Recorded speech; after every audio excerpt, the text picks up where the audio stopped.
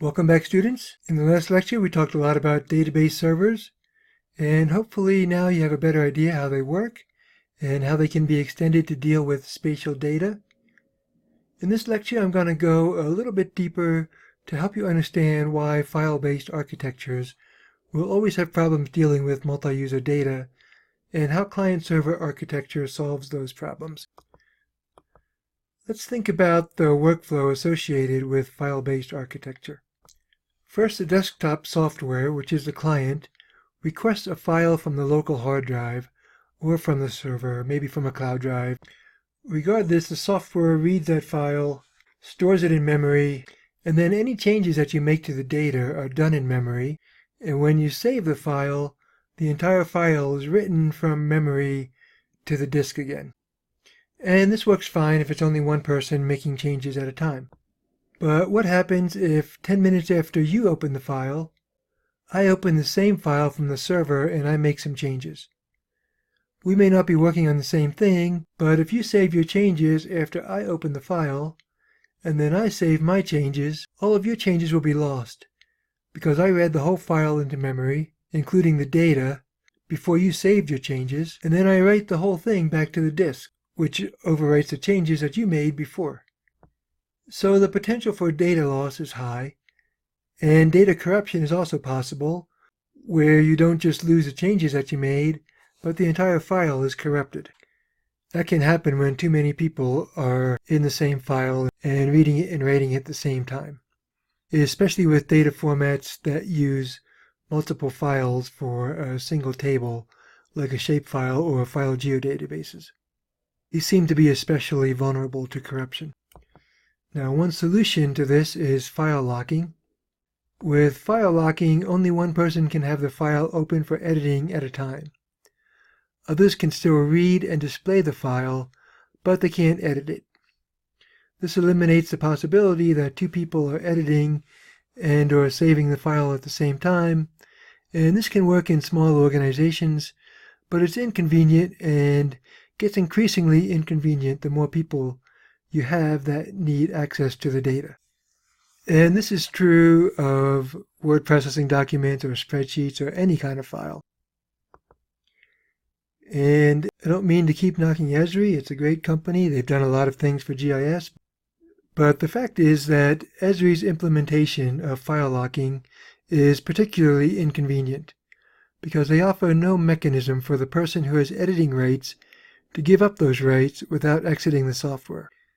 Even worse, the first person to open an MXD document that includes that data has editing access rights until they close the MXD, even if they're not editing the data.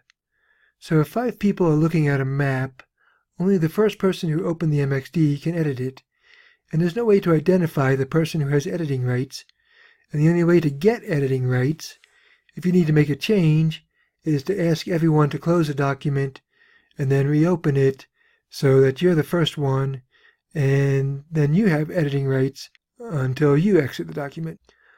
Of course, you don't have time to run around the office and find everyone who has a document open, and someone may have gone to lunch and left the map open on his desk, and basically it's just a horrible solution and a huge inconvenience, and it should never have happened because there are ways to deal with it had Esri decided to take it seriously. And I understand from their perspective that making the switch to Enterprise GIS is the right way to do things like this, and they're right, but they also charge an enormous amount of money to do that. And whether it's fair or not for them to charge as much as they do for Enterprise GIS is a matter of opinion. Certainly they spend a lot of money developing, but the bottom line is that they price it out of range for smaller companies who may only need to use it occasionally or for a project for 6 months, etc. And this is the reason that I moved away from Esri products and started using open source software. And once I did and started realizing what the capabilities were, I've never had a reason to go back. And now let's contrast that with the client-server workflow. In this scenario, the desktop software requests data from the database rather than reading it from a file.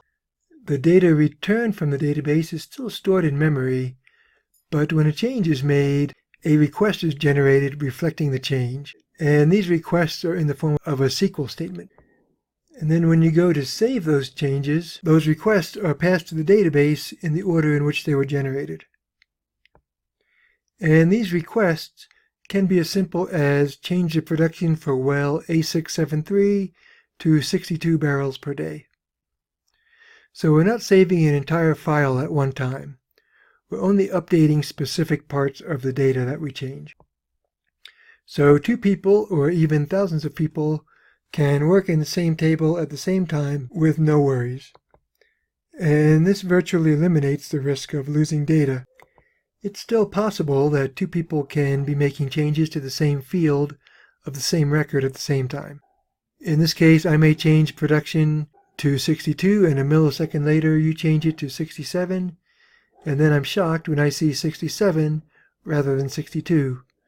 And there's not much that can be done about that. In most cases it would be exceedingly rare, and it can be managed somewhat by assigning different people to different data, etc. But the important thing is that they can be working in the same table. And one way to remove even this minuscule risk of losing data is with something called versioning. Versioning means that the database keeps a record of all the changes made over time, so you can always roll the database back to a specific point in time. With a database server, you don't have to keep a snapshot of the entire file to implement versioning. You can simply record the requests made to make small changes so that they can be undone in the reverse order that they were made. Okay, hopefully that helps you understand why file-based architecture will never be able to provide secure multi-user access to data, and how client-server architecture solves the problem. And hopefully by now the whole idea of servers and clients is starting to make sense to you, at least conceptually, and is no longer so intimidating. In the next lecture we'll talk about what types of organizations would benefit from migrating to Enterprise GIS. And we'll see you then.